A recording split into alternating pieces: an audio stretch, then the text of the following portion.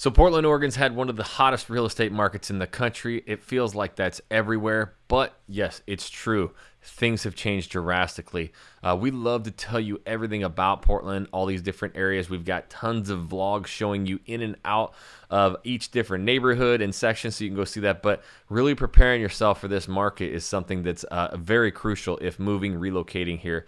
So you're going to hear an up-to-date. We've helped over 150 clients since the beginning of 2020 move and relocate here. So we're the #1 relocation team, and we're going to express what the market's doing and how you can prepare yourself for your move. Plus, at the beginning of this video, you're going to hear a intro battle from our lender, Addie and Heather. So I want you to comment down below who does best on that. But if you want to know the in-depth information and everything you need to know about that move here to Portland, we're getting after it right now.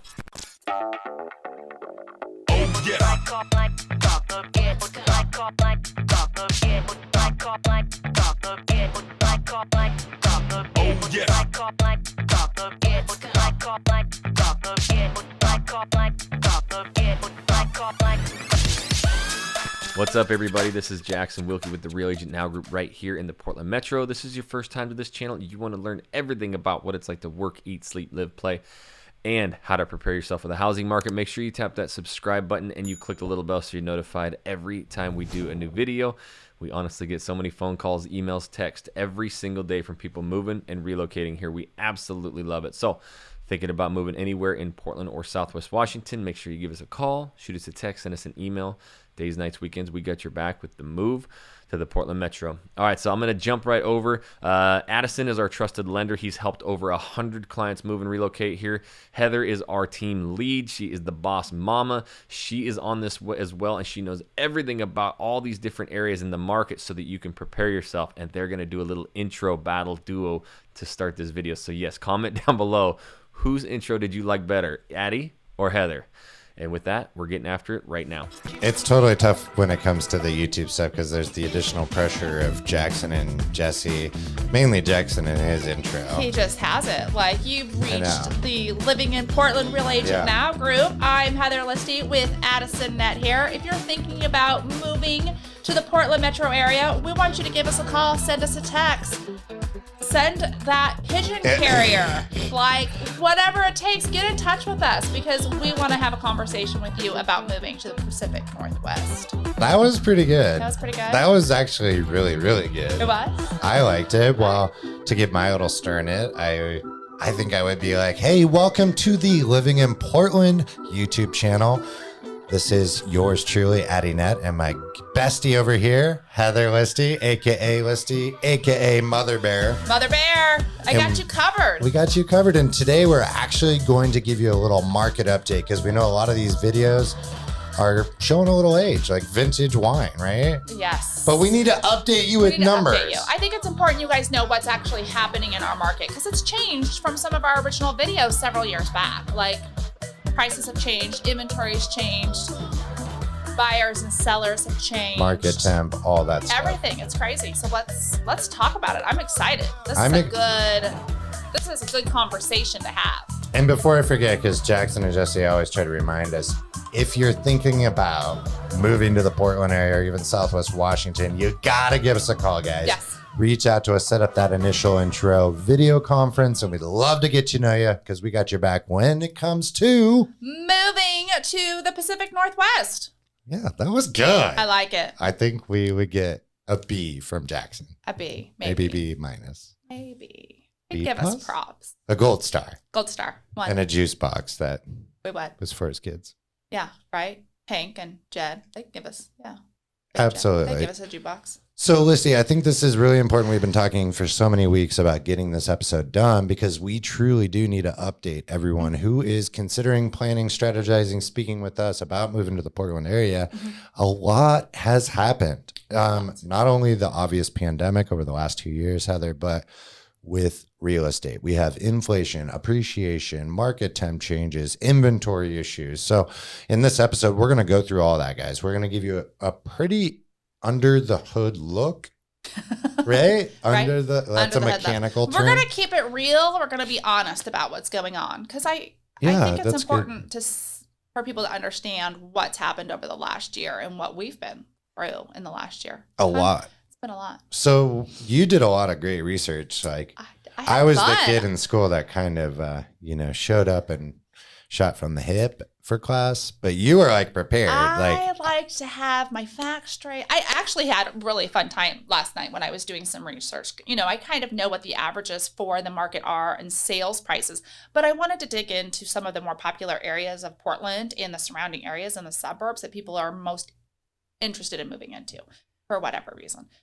So I put together some numbers for the average 3-bedroom, 2-bath house that's around anywhere from 1,500 to 1,800 square feet. That's really a great starter That home. is pretty much average. That's your average starter home. It's an average home. Because you're going to see what's the average sales price in Portland? And that could be a 3-bedroom house, 4-bedroom house, 5-bedroom house. I just wanted to make sure that I took these numbers with the same parameters for every single area. Got to compare apples to apples. These numbers are all for 3 bedrooms, 2-bath houses that are between 1,500 and 1,800 square feet. It's good to know you set the common denominator. I think it's important for people to know that. Yeah, because it's easy to just be like, throw out a number and not support it with any context. Exactly. Right? That's what's kind of annoying about real estate. Yeah. So that was my little homework that I did. And I mean, do you want to start off with where our numbers land? Do we want to just go straight off with Portland? I do. And I love what you've broken down here because it's showing average house prices comparatively to 2020. Yep. And then this year, 2021. Mm-hmm. And brace yourselves, everybody. Right. So hit us with your data. So I will say I love what we have so many people reaching out to us. And sometimes people their expectations are a little high. Like I think they can get a lot more for their money, which you can compared to some other areas such as Seattle or San Francisco. We sit in the middle. But they think they can get like big, huge houses for like 300,000, 350. That's not really the case. So that's why I love that you're prefacing that because I would concur that happens quite often. Quite often. Though we are the most affordable major city on the West Coast. Yes. It's not gold rush here, guys. No. Like it's still you're going to have to put up some money to get a respectable home. Exactly. But you're right. We get that all the time where it's I'm looking for a 3-2 with 4 acres at $299. And I hate to be the bearer of bad news, but you find that on the internet and I'll go buy it. Exactly. And we want to say that sometimes. Like, and we're not trying to be rude. Where'd you find that? Show me the listing. Let's go. So I just kind of like to be honest about that. So in 2020, the average sale for a home was $485,000 in Portland. $485,000. This was 2020. 2020. Less than a year ago. Mm-hmm. Okay. And this is Portland proper we're talking about. And then right now for 2021, current $570,000. That's 17.5% appreciation. That's wow. That's pretty insane. I mean, you're looking at 45 sub 500 for a respectable Portland Metro home, 3-2 once again. Yes. And now we're hitting 570. That's crazy. It is crazy, but I kind of want to add a little bit to that. Okay. I then put in very specific areas, the top hotspot neighborhoods that people want to live when moving to Portland. Yeah. People love Portland because of the walkability and the food carts and just that urban, feel. So I really broke down the parameters. I had the Portland, which was 570, but then I put in these hot neighborhoods only and ran these same parameters. That average sales price, any guesses? Well, I can see it right here. Oh, well, so poop. you properly prepared me. I did. Don't look at the notes, Addie. 655. So you got to think about that. What is that? That's massive. You're looking 75,000 more for some of these hotspot neighborhoods. Yeah, you're looking at another 12 to 15% on top of the original 17%. And you're doing such a great job of managing expectations. And I feel like in our intro calls with people as we get to know you, we not only, build that rapport and we'll love to hear, top priorities, lifestyles, personalities.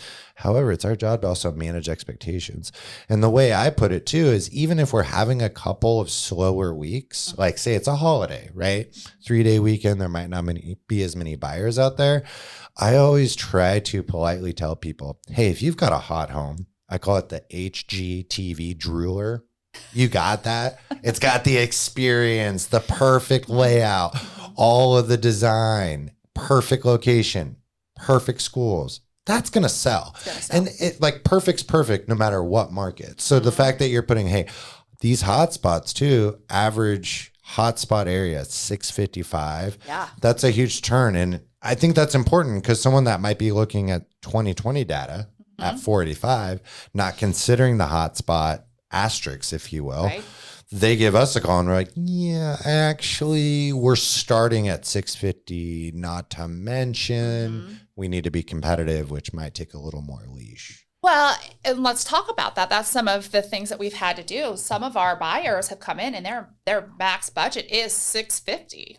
You know, let's say it is 650. I have them looking at homes that are 625 and under because we're going to need that 25,000 over asking right now. Give yourself 5% wiggle room. At least, yeah. That's what 5 to 10% wiggle room from your top end budget. And that's where, you know, you, me, Lucas, the whole team, where I'm always side by side with the lending piece. I can support that too on the figures. Because sometimes people are like, well, I only feel comfortable with this monthly payment, right? Right. So I love you always manage expectations, right? It's specific to the budget. I think it's really important. It's really important. So what's interesting though, let's talk about the numbers in Portland compared to Seattle. Those numbers in Seattle, your average home, 780. Yep. And the numbers for San Francisco, 1.5. 1.5 million. So 570 to 655 in Portland. Come on, people. We're still affordable here. Yeah, it's unbelievable how we are still extremely affordable here on the West Coast, but the entire intention of this video is to manage expectations, I think, with the price points. Right. So we're getting tons of people coming from Seattle, Bay Area, Southern California. That's probably about 65% of our reach outs and our clients that we're helping every day relocate here. But if you're wondering, you know, oh, well, the West Coast could be great. Portland and Southwest Washington are amazing options to review, and we'd love to help you out with that. Right. Let's talk about Southwest Washington because people kind of see these Portland prices and then they're like, well, let's look at Vancouver. Yeah, so, you have Vancouver here. So hit them with the Vancouver stuff because that is an uptick on our reach outs. It really is. So 2020, 3 bedrooms, 2 bath homes, $425 was your average sales price. Right now, Vancouver, $450. So it's still very, very affordable. However, people are now kind of going into some of the suburbs that are a little bit more desirable, mainly because of like the school districts in Camas, Washington, which is south of Vancouver. Amazing. So your average sales price 2020, $473. Right now, $525. Now, I will tell you, it's very difficult to find a 3-bedroom, 2-bath home in Camas, Washington. There was not a lot of comps to support it because they're a lot bigger homes. So if you can find that home, you're going to have some competition. It's very, very... Addie always tells me where to look. He's taking his pen and telling me to face that camera. Well, she keeps looking up at the big monitor we look at. I'm like, look at the lens here like so that it looks or like... he'll be like, go to... Yeah, go. He tells me to talk into the... Bringing it back on. Sorry. I'm sorry. It you makes got me laugh. 2 hyperactive attention people here. But, no, just running on coffee. So anyways... Let me jump in really quick because I love that you broke down the Vancouver, Ridgefield, Camas. Those are the 3 main bubbles on the southwest side. And just to recap, if you haven't watched any of our other videos, guys, Southwest Washington brings an attractive consideration to be close to Portland, but take advantage of... No income tax. No income tax. So depending on the tax bracket and your household earnings, that could save you 6 to 9.9%. Such a lot. That's quite a bit of money. So what do you get in that return? A, not as a quickly appreciating market, cheaper, generally speaking. Remember, HGTV jewelers will always go, but generally cheaper costs and sales price. In return, though, here's what you got to give back, right? You've got to commute over the bridge. You're not going to have that inner city feel, not as much walkability to the hot spots. A little bit more of a sleepier city. A little more minivans, more sport weekend you got stuff. your minivan moms running around. But some people want that. They love that. But I mean, it's just growing and it's amazing, especially like Ridgefield and even Washougal, which is even more south of on the other just side. Next to Camas. You've got some incredible new waterfront properties that are being built with like tap houses, cider houses. You're going to have like that commercial down below and then condos up above overlooking the water. And those, they just broke ground about a month ago on the Washougal one. Ridgefield has broken ground as well. Yep. Those are about 2 years out. So you're going to have some of that Portland vibe hitting these Southwest Washington, cities, even bringing more value. And then you're going to start seeing these prices appreciate even more because people aren't going to be crossing the bridge as much for entertainment and, some of that finer dining and fun food carts and vegan restaurants. You're going to find that in Southwest, Washington right now. You're not finding that. Mm-hmm.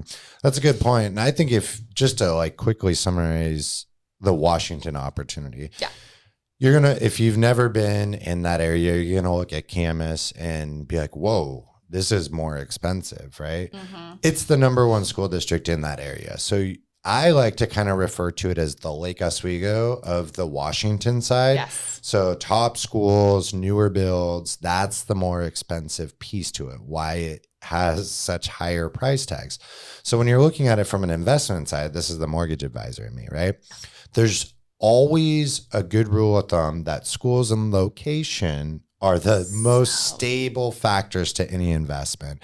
So if you're worried, if you're one of those market shaky people, you might be looking at Camas, oh, it's so expensive, but your money parked there is more secure than any other place on the other side of the river. 100%. Now, to argue the other side of the fence, my investment approach with real estate is looking to chase appreciation, meaning I'm looking for areas of which have yet to increase in price or are on the uptick, right? We all wish we would have bought Tesla freaking 4 years ago, right? Early. Now it's 10x. Yes. So that was our original plan with North Portland, and it's worked out famously, but Heather has done an amazing job at identifying the Ridgefield opportunities. So give your Ridgefield run, give us that really quick. The why, right. Talk about the area, love the money coming through. Ridgefield. Again, really quickly with some numbers from Ridgefield. Last year, $423 was your average sales price. Right now, $456. Mm-hmm. So still very affordable. So it's an old,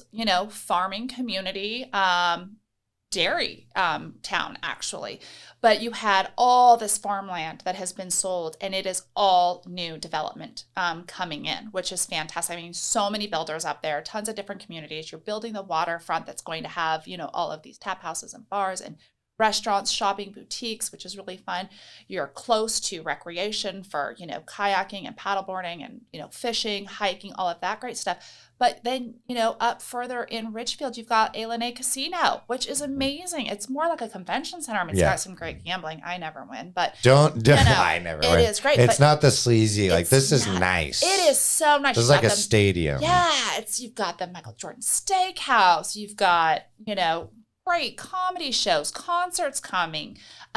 You've got some really fun events there, but, you've got to think a casino in the area, bringing in that money, putting money into your school system and giving back to your community. It just brings value. You also have the Sunlight Amphitheater there, which is like kind of like the convention, like the fairgrounds, but they also have, tons of concerts and shows and, Something that's cooking for me right now, just an original thought here, brace yourself. And on the Oregon side, so Lake Oswego, if we're comparing Camas to Lake Oswego is kind of considered the old money. It's been there for a long time. Parts super expensive.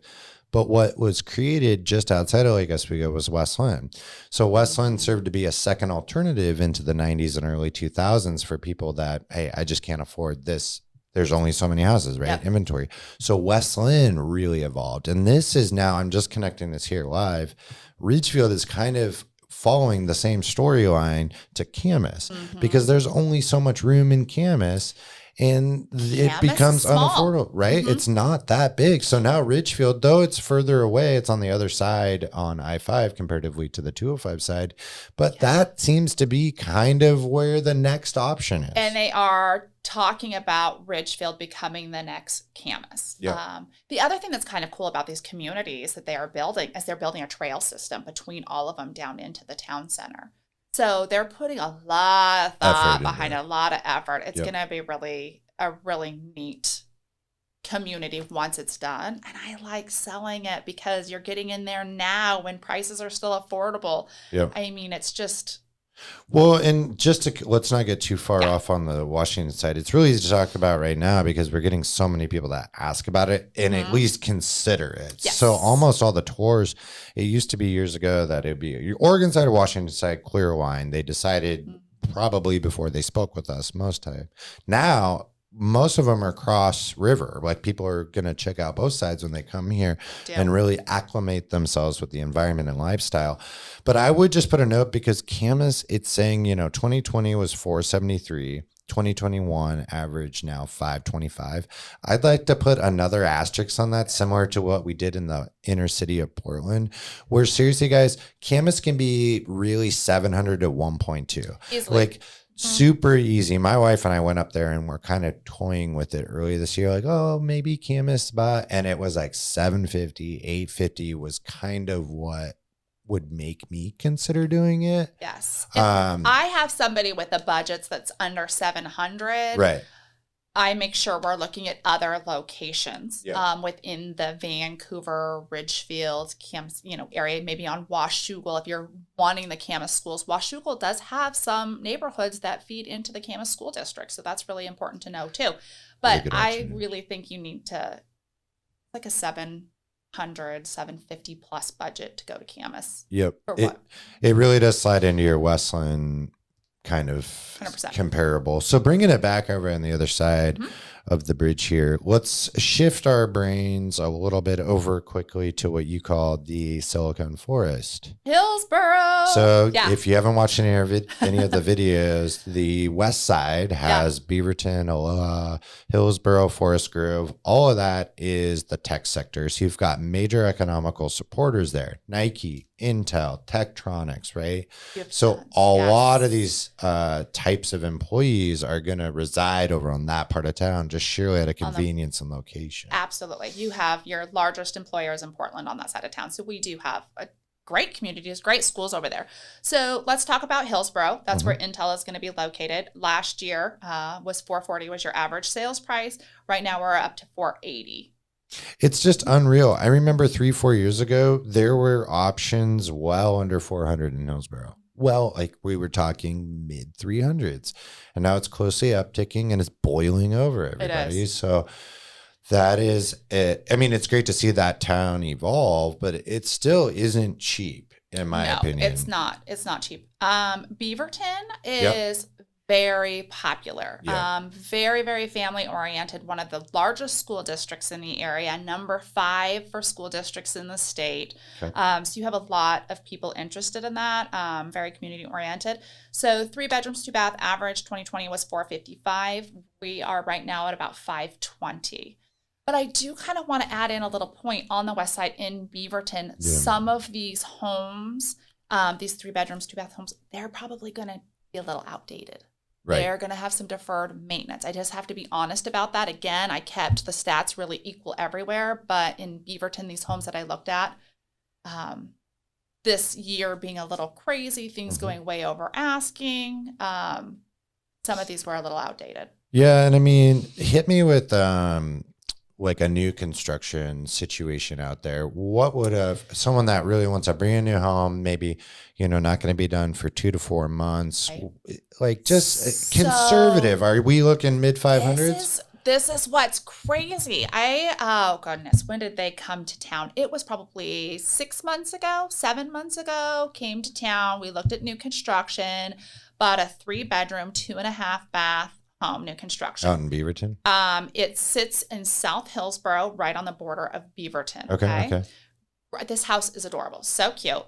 They bought it for $525. Okay. Fast forward 6 months to closing date.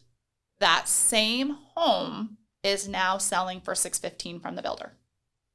In how long? Like 6 months. I would say 6-7 months. I don't remember the exact date that we went in, but it's about that's a quick run like up. it's the buyers are now in the home and they are actually thinking of selling just because it's appreciated so much. They're like, wow. That's crazy. Yeah. Talk to me, because one of the fan favorite areas would be Progress Ridge. Talk to me. Yes. What's going on in Progress Ridge out there? So Progress Ridge, everybody loves it. Right around that community, you have lots of townhomes. You have tons of new construction up the street. You have a big community up the street that is really, I like it because aesthetically they have townhomes, duplexes, single family homes. They're building another town center, which is going to be great. It's all about that. You have to realize they bring in the residential and then they bring in the commercial, and it just adds value. Because there's people to support. Yeah. So we had a townhome that we got some clients into. It was a 2-bedroom, 2.5-bath townhome. Cute little, and it did have actually a cute little backyard. Not huge, but cute. So it sold for $390. Yep. $390. Right now, we sold that one about 5 months ago. Okay, fast forward, we just sold another one, but it was a 3-bedroom, 2.5-bath, and it sold for $450. Yeah, and I was just going to jump in there until you threw that asterisk, because to me, first of all, backing up with the townhome, I think a lot of people put this like stigma that townhomes are negative, but I think with the fact that we're surely running out of dirt to build on, they're going to continue to become more common, such as different places in California. That being said, I wouldn't be turned off by them because they're completely different than condos. A lot of people associate condos with townhomes, and it's not even the same. Typically, condos are going to be in a huge complex. Yep. You're going to see 10 times the HOA. So anywhere from $300 to $600 a month. But in a townhome, it's usually going to be a pretty conservative $50 to $95 a month. And there's some all-inclusive items there. But you're actually going to get, a small garage. You're actually going to have a backyard. It's going to be a way better investment. Also, if you're going to penny pinch and try to get the cheapest townhome, you have to factor in a couple different things. Usually it's going to sell the way you buy it, right? And if you're easily getting a deal on it, you're going to probably have to give a deal to someone else when you sell it. So remember that. It's often better to increase if you can afford it. It's within your comfort level to have an investment that's going to be a better resale situation, like a 3-2 comparatively to a 2-1. I agree. Because everyone in the world would take a 3-2, but the bucket of people that are okay with a 1-bathroom, oh, yeah. I know. my wife wouldn't go for that. I'll tell you. No, right? No, I wouldn't go for that in my house either. So just upping that budget a little bit. And I'm not trying to steer people to spend more money. It's more of a invest wisely. And remember, there's a lot of people that come here that they want to test the waters in the area by buying a home, staying in it as a primary for a year or two, and then converting it to a rental and buying another one, right? Common strategy. So you got to think through that and get something that's going to be the right rental opportunity. Well, and it's off subject, but kind of on the same thing. That's one of the reasons we love to talk to people when they call in and just having that initial call, because we want to find out, what's your plan? Is this a 5-year home? Is this a 10-year home? Is this a forever home? You're gonna sell it, Most likely keep it's it. probably not the forever home. But if it is a 5-year plan, do you want to build a portfolio of homes? Are you looking to turn this into a rental? We're going to help you with that. So I think that's really good with like the townhomes. I always think that's a great option if it's like a 5-year plan, especially we have so many hot areas like Progress Ridge for rentals that people are making really good money that they used as a short-term investment to turn around and rent it. Absolutely. Well, I'm glad we kind of covered that West Side area, because that pops up a lot, especially with the types of job opportunities that are coming in our area. What's our next? Do you want to briefly just hit the suburbs in the Portland more on the south and the east side, such as Happy Valley, Lake Oswego? Right. Yeah. So Lake Oswego, again, this is going to be a smaller home in Lake Oswego, the 3-2. 2020 was $602,000 was your average sales price, and that has been bumped up to $727,000. Again, right now, Lake Oswego is the #1 school district. It's pretty insane. Like 727 too. You're looking at something that was likely built in the 70s, maybe late 60s, and then it's been revamped, a full remodel. at that price, it probably hasn't even been remodeled. And I'm not going to lie, it might. Maybe some late touches on the updates. Maybe a little bit, but you're going to need some updating. And it's going to sell quick. We've done quite a few Lake Oswego deals. I think just to cut to the chase, I don't remember the last time I'd done a Lake Oswego deal under $1 million. No. I can't tell you when, and $1 million is kind of hard. I think our last one was 1.2, 1.3 off of, I don't know if I can say the street. You know what I'm talking about. I do. We got to protect our clients. I know, protecting them. But yeah, it was People great. start driving by their house. I know, Hey, right? Heather and Addie said that you. I know. Oh, gosh. That was, 1.2 is what that was 1.2. And that was a really nice, really beautiful home. We scored on that home. Yep. That was beautiful. And that took hustle too, because it gets so competitive in those the Lake Oswego market. We leveraged all angles. We leveraged, hey, we have Listy, an amazing agent. We have an amazing team. We deal with relocation 24/7. I played a huge factor in leveraging the local lender piece. And I think we had it 98% and they weren't quite sure. And the lender piece for the sellers was like, whoa. You calling. This whole team was together. Like we were on it back and forth, and we got the deal done. And that was a huge one. I feel like that was such a fun showing. We had seen so many homes. We had hit the ground running, and we got to this home, and it's like, I don't know if I can't remember the name of the movie with Chevy Chase. And it's like, they're trying to sell the house and everybody in the whole neighborhood is like, making things happen. So it just looks perfect. So new buyers will buy it. And I felt like that kind of situation because this, I'll never forget it. This family of deer came walking through. I swear. You didn't tell me that. And I didn't tell you this. I'm going to find the picture because I took a ready. Picture. It was so fantastic. And I was like, it was like, sink the deer. It was like perfect. And they were like, oh, it was like the mama and her babies. It was perfect. The sellers are hiding next to her. Release Bambi. I know. Totally. It was so perfect. Yeah. They've got like an industrial fan going and there's like feathered leaves in the air. Yes. Got action. Bambi. Bunny. It felt like that. It was just so perfect. I loved it. That was a big win for this year. It was. And that family was super patient too. Like they were adamant about being on Lake Oswego. They had family there. They were relocating from California and they just stayed consistent and persistent and patient.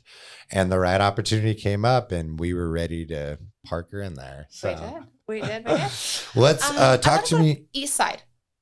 Happy Valley. That's what I was going to say. Okay, Happy Valley, because that's the next one. So Happy Valley is growing like crazy. It's kind of like the Beaverton of the West Side, but it's the East Side, Happy Valley. It's great schools, growing. You can get a little bit more for your money. Your properties are a little bit bigger out there. Yeah. But we're looking at 431 in 2020, and now we're at 507.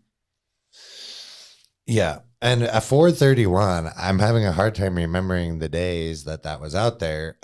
To back up really quick, though, it is similar from an architectural and suburban feel to Beaverton, but there ain't no headquarters out there. You don't have the vibe of Nike, Tektronix, all these cool little micro shopping areas with restaurants and stuff. There's a huge Clackamas Town Center out there, which is your hub. Like that is the centralized area where you're going to be able to hit all your shops. There's mixed restaurants. You can get access to all the domestic items you need. However, when you do hit Happy Valley, really it's this huge hill. It used to be called Topo Scott, and I'll convert it seriously. Topo Scott? Topo Scott. Look it up. Google it. Sounds like a bar. There used to be a golf course there. Okay. This whole rolling hills, and they've just continued to grow construction out. So if you say you're needing something with a lot more square footage, this is your scenario. Like I have kids, or I really prefer large square foot homes, and I'm working remote. I don't need to drive all the way over to the east side or all the way up to Vancouver. This is where you're going to find a lot more footage for your dollar.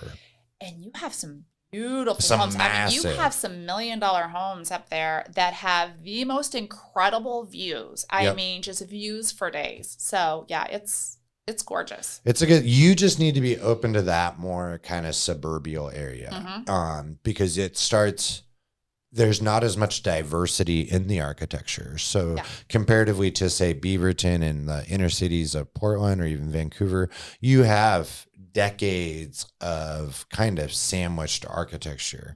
So when you're driving, there's a little more character. Versus when you head out to the Happy Valley, you're like, oh, existence started here in 2003, right? And move forward. So it just has that. And I'm not trying to say, well, I am trying to say it because I'm thinking it. It's kind of like Truman Show-y a little bit. Right. Where it's like, oh, wow, everything's so prim, proper, and perfect. But there's nothing wrong with that. A lot of people, some people like that. They're like, I'm suburbia people. I'd rather have a 3,000 square foot house because I don't want to hear my kids playing in the basement while I'm trying to stream a Zoom conference with my boss. Yep. I need the square footage. I need the backyard, you know? So your dollar goes really far. Like $1 million home there would be 2+, and I guess we go super easy. Yeah. Super easily. And the schools are pretty good too. Really good. Yeah, you got Clackamas High School's always a powerhouse. The edge of Oregon City becomes some of that, right? Oregon City School District kind of crosses with Happy Valley. A little bit. Yeah. I like it. Big run. I mean, so we've got quite a bit of appreciation happening. And I think too, like, you don't need to, and our intentions of the episode is to manage expectations and not try to feel like people are being misled and you see one of our older videos, because that's where we hate giving the reality check. Where it's like, we just want to keep it real. And again, we've had a lot of people calling in and they're like, you know, I had a gentleman call in from Ohio and he's like, well, I can get new construction for, you know, 150 on an acre. And why are you coming out here? I was like, have you looked online? Like, and he hadn't even looked at homes online. I'm like, let's do that. Let's look online. Let's see what you can get. You know, I just want to, if you're looking to relocate, I want to keep it real. So I think those conversations are important. But can we talk about inventory? We're really low in inventory. So right now we are just heading into November. Right now it's Veterans Day today. I don't know when this will be posted. Thank you for your service. Thank you. So we're almost actually in the middle of November, and our inventory ended in October at 0.9. What that means is we will run out of inventory in less than 1 month. 1 equals 30 days. So we're just under 1 month of inventory. So if we stopped listing, we would be out of inventory in less than a month. And I've always never let inventory kind of be a thing in my head, because here's what's up. There's never enough inventory nationally. The United States has a housing availability crisis across the board. Yeah. But these numbers, like Heather was texting me last night when she was putting together all this homework for us. She's like, can you do the percentages on these from 2019, 20 to 21? I thought I was like, wrong. Let me make this easy for you. Like, it's like the inventory is being cut in half year over year starting in 2019. But that is eye-opening. If you look at just 2019 in January, 3.3 weeks, and then 2.2 weeks. That's 3.3 months. Sorry, 3.3 months to 2.2 months to 1 month. So 90, 60 to 30 days of available inventory, just slash. So the boilover effect is when you come over here as a buyer, your options are limited, and that means supply is down, demand is continuing to go up, and that makes it even more competitive. So there has been a shift from our buyers where in 2019, I remember it was super common to do something called a simultaneous close. So a lot of people would sell their place out of state and then close here like right in the same day or within 24 hours. Now there's not enough inventory options that rarely ever happens. So you're getting a lot of people coming here, getting short-term rentals, preventing signing a lease and all the deposits it costs, and trying to get in on the open market. You have a lot of sellers not wanting to accept a contingent offer, basically meaning I have to sell my house to buy my house. They don't want that. And even if your house is already in contract, they want you to be to a certain point. They want you to be past inspections and appraisal and all of this. So it was very, very common for us to have buyers get an Airbnb, like you just said, you know, and live there while we bought a home. But here's the thing you guys have to remember: with low inventory, these sellers haven't been able to make an offer because their house hasn't sold. Yeah, it's under contract, but nobody's accepting their offers because their house is still in contract. What if it falls through? Things can happen. So they're having to sell their home and then get rent back. So our buyers have been offering, rent back as a negotiation. And we've been offering a lot of free rent back, letting these sellers stay 30 to 60 days in the home after close. So that way they can put their offer in, close on their house while our people are living in an Airbnb or short-term renting. So it's been a little wild. Yeah, rent back is one of those things that has just become kind of market expected. Yeah. And I like to explain it as like, okay, you're financially going to close on the home, right? Mm-hmm. You're going to close. Typical close date out here is 30 days. So if today is November, we'd be closing in December, right? So to sweeten the pot, you are going to add in your offer with Heather and the team, like, hey, we're going to give you 30 free days of rent back. So they actually close financially, but they're going to remain in the home as your tenant, essentially. And there's insurances and precautions we take to make sure that you're protected. Yes. That being said, you got to remember that the people selling the home are getting right back into the market that you just got into, and you built out a whole strategy to be competitive in. So that little wiggle room really does help make your offer stand out, because and this something that I've learned is the more contingencies that you have with your offer, the harder time you're going to have. But the more flexibility, the more attractive it is. Because at a certain point, there is a threshold of what you're willing to pay for a house. Hey, it's only worth this much, right? So you got to be flexible. You got to have a plan A, B, and C. And those are things that we all work with you on planning on that initial Zoom call, into your visit here, into your transition. But yeah, the rent back's a big one. Limited repairs, that's a big one. And that means it's not like anyone's going to advise you to buy a house that's falling apart. Could you just shed a little light on that? Absolutely. So one of the things that we've done, and a lot of people are doing this is pretty common, is, accepting the home in as-is condition and asking for no repairs. It doesn't mean you're waiving your inspection. We have an inspection contingency here where it's 10 days. So basically that allows us, and that's business days, that allows us to still do an inspection. Let's say there's something major you do, and you know that happened with the home, and we said we'd accept the home as is and ask for no repairs, and we're like, whoa, like, I'm not willing to take this on, peace out. You can still back out and get your earnest money back. You're not, I'm going to protect you. The other thing I will say is accepting a home as is and asking for no repairs. If something does major pop up, I am on your side. I can work on negotiating a credit. They didn't fix it. Yeah. I'm going to try to work on a credit with the seller's agent. So I'm still going to take care of you. And I had a lot of success with a lot of different offers going in that way, because repairs is just like, oh my gosh, to have the contractors come in. And let's be honest, it's been really hard to get contractors in to fix anything within, 30 days or less.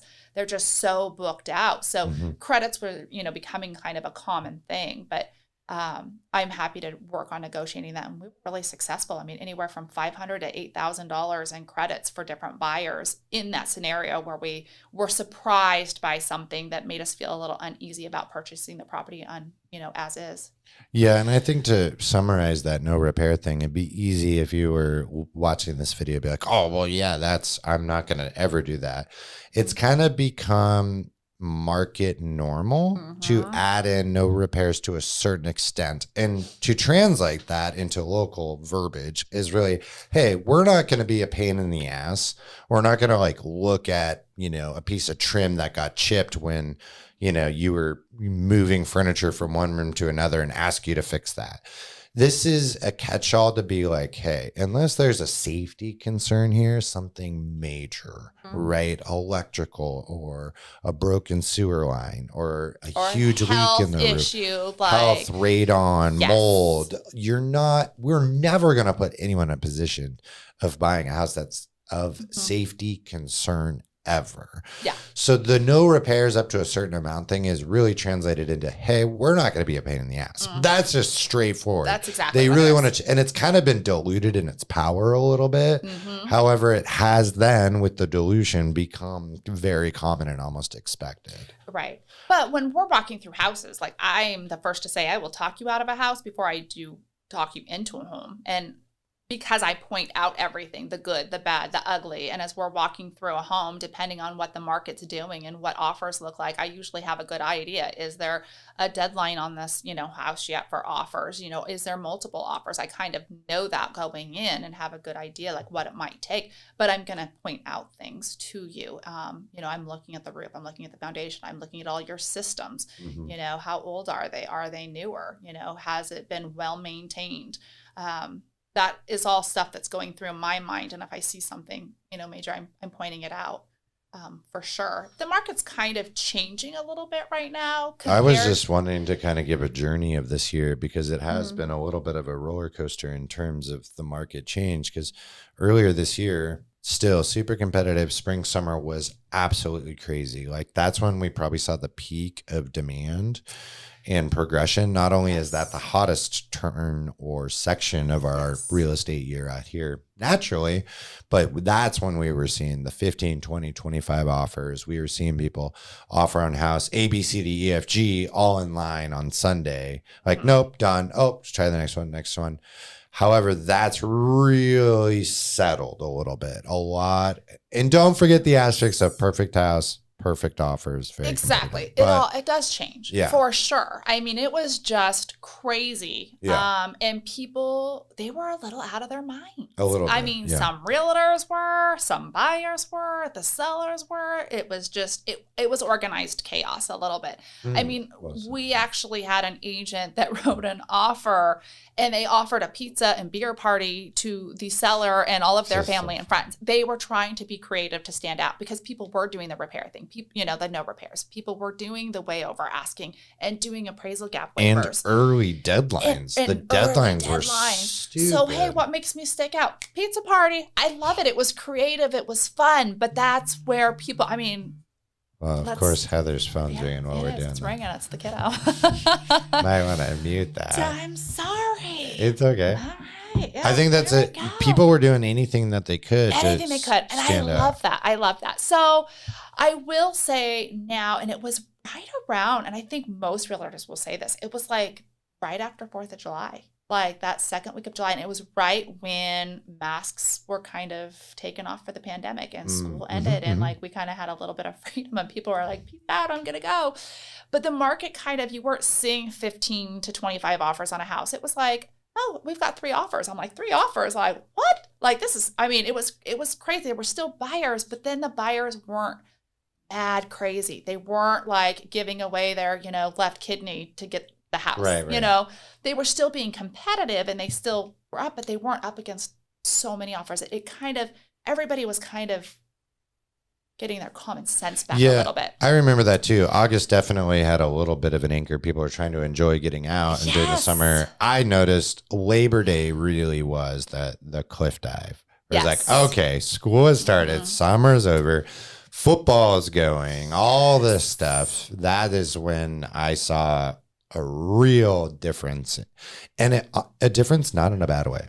No, I think it's only an advantage for people moving here. The pace is healthier. It's like, hey, we can actually breathe. We can submit an offer by the end of Monday rather than Saturday at 11 o'clock. Christ, all those agents out there earlier this year that were setting those Saturday and Sunday midday cutoffs drove me nuts. It's like, you're not even going to let people walk through the house. Nope. We already have all the offers. So if you want it, you'll figure out a way.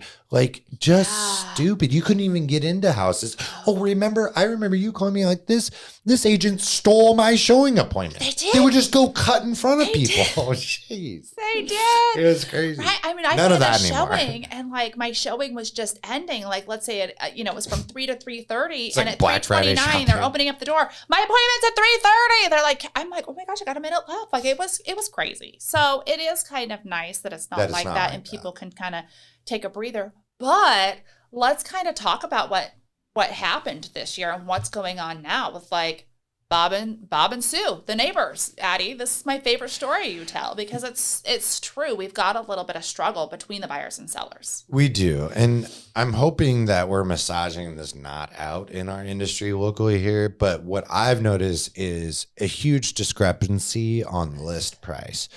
So just because you're sitting at home, let's say you're in Texas and you're planning to move to Portland and you're looking on Redfin or Zillow, you're like, oh, all these other houses are $575, right? Yeah. But this one particular house is $450. Yeah. Is that my phone ringing or yours? Not mine. Lucas, is your phone ringing back mine. there? Not mine. That's so funny. I don't know if that's my phone.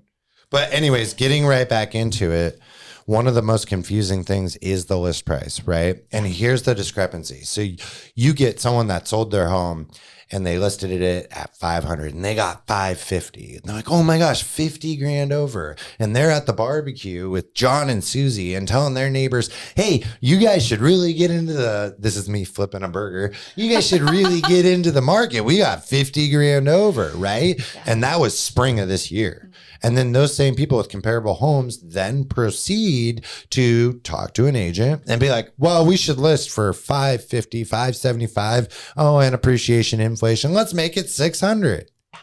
And that home sits. Yep. Why? Because there aren't any comparables. Like people read through the line. So that's overlisted. Yeah. Then you get the agent that comes in and being like, I'm going to get a frenzy going. Blah, blah, blah. The bidding war and this or that or that. We're going to low list it. That's also confusing. Well, in my opinion, listing agents that do that are really just trying to drive traffic to their own websites and their phone numbers to gain new clients. They're not really in the strategy. They might sell it like that to the homeowner. Oh, I'm going to build up this frenzy for you. Okay, well, that I'm going to roll my eyes on it. So you see kind of a dartboard spray, shotgun spray of these different list prices like, oh, high, low, middle. And that's where you really need to be objective and lean on a team like us because Heather, Lucas, Jessica, everyone on our agent team does such a good job, and I'm not just saying this, does such a good job at connecting with the selling agent and getting down to the truth. Hey, what do we got going on here? And it takes a special charm. It takes a special temperature read on the phone and kind of whining and dining verbally, if you will. Right. But you just can't see something listed on there because you'll drive yourself nuts looking at it. Well, oh, how about this one? Someone like Heather is going to reach back out and be like, that's probably going to go for 560. We have the technology to determine within reasonable estimates of what it's going to go for. Yeah. That whole sound thing threw me off. I still don't know where that came from. I don't know either. Wasn't me. No. It's all good. But yeah, I think that builds confusion, especially from out of state. It does. And right now, yes, things are still going a little over asking, but not 50, 60, 70. I mean, We've made offers on homes 100,000 over asking, and they appraised, which is just so crazy to me. But yeah, it's been a little wild. But you have some expectations now where these sellers who sold way over asking this spring, sold, and now their neighbors want the same, and that's not happening. So there's a struggle between the sellers and the buyers, and it's kind of. Everybody's kind of tired and the buyers are like, I'm not going to be, crazy. I'm going to wait. But I would like to conclude too, that brings in opportunity on the buy sell, because for me, I want to look at those price reductions. I want to look at something that's sat for a couple weeks. Sometimes those are obvious issues with the homes, but not always. Right. Like an overlisted house that's been on the market for a couple weeks, I want to go check that out because I got less people competing against me. Yeah. And now is a really good time on the turn of the year to explore and be looking at these opportunities. It is, but things are staying on the market just a little bit longer. That's true. I have to be honest, things were selling in 2 days, 3 days on the market. It was crazy. And so when something right now has been on the market for 6 days, I have buyers going, what's wrong with it? It's on the market for 6 days. Can I get a 6 deal? hours. I want to offer $25,000 less than asking. And I'm like, whoa. No, things are changed. People are back in school. There's football going on. There's there's so much stuff going on that it's are colder. Seeing homes on the market more like 11 to 14 days now in our market. And it's dark out. Holy crud. Right? Man, you wake up, it's dark, and then you're not even done with work and it's dark. Yeah. So it's not really motivated to go look at houses. Right. So it's just a less buyer pool. Yeah. But I think to conclude, we go over this live with you on our first intro call. Yes. We always give you a quick market update. Hey, this is what we're seeing. And it's not just what you see everyone post on social media. It's this is what we are experiencing this week, right? Yes. So we tell people that, and we tell them, hey, this is what's working, this is what's not, this is what I'm seeing out there. And that's the level of service that we commit to from start to finish. Well, and exactly. And on that first call, which we always want you guys, please reach out. Even if you're just thinking, maybe you don't know yet and you just are curious and want to have a conversation, reach out to us because we want to learn about you and what's important, whether, what's in the neighborhood vibe, what you're looking for in a house. And we're going to kind of point you to the areas that we think might fit best. And when you come to visit, I'm going to create like a hotspot neighborhood list for you to go check out so you're not wandering around the Portland metro area trying to find those locations on your own. So we're going to take good care of you, but just give us a call so we can have that conversation so we can dial you into the right areas. Yeah, it's a great win-win, and it's a way that we provide service and earn your business, and hopefully you choose us to represent, because we truly are, and we are your experts when it comes to relocating to Portland. If you would have asked me 3 years ago when, we were all starting our whole team and getting YouTube going, that all I would be focusing on is being the team mortgage advisor and the guy that gets the money done, I would have been like, well, maybe.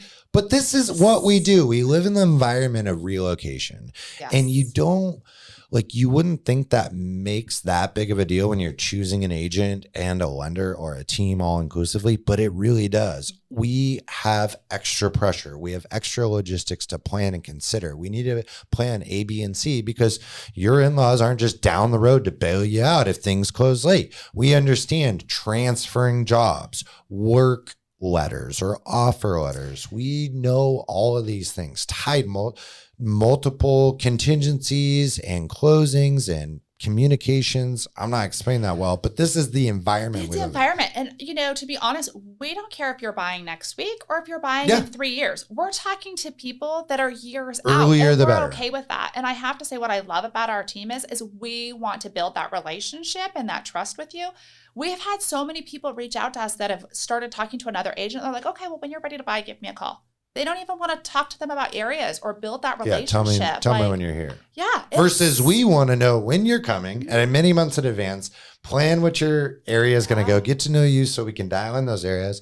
I help on the financing side. So you understand all your options. We're not so good to mortgage strategize, having that dialed in. Absolutely. That's a whole nother episode. I know. It's a whole nother episode. Exactly. And ironically, coincidentally, we actually do need to get on a Zoom with someone here very shortly. So once again, I can't stress enough, thank you so much for watching these videos. And if you're even thinking, you're curious, you want to start the conversation about moving to the Portland or Southwest Washington area, we have your back. This is what we live, breathe, sleep, eat, everything real estate here in this market, and people like myself and Heather have your back. So you got to give us a call, text us, message us, set up that first call because we want to hear from you. I have a really hard time saying the pigeon carrier thing because that ain't my style, but you got to hit us up, guys. And we're looking forward to that first meeting, right? Let's do it. We are. Give us a call. We're looking forward to hearing from you guys. Thank you so much. And don't forget to hit that subscribe button for our next videos. And I could just feel like Jackson coaching. I want to subscribe button. Hit that little bell so you're notified every time we put out a new video. Absolutely. Perfect. Till next time, everyone. Thank you. Well, check you later. That's the first time we both said check.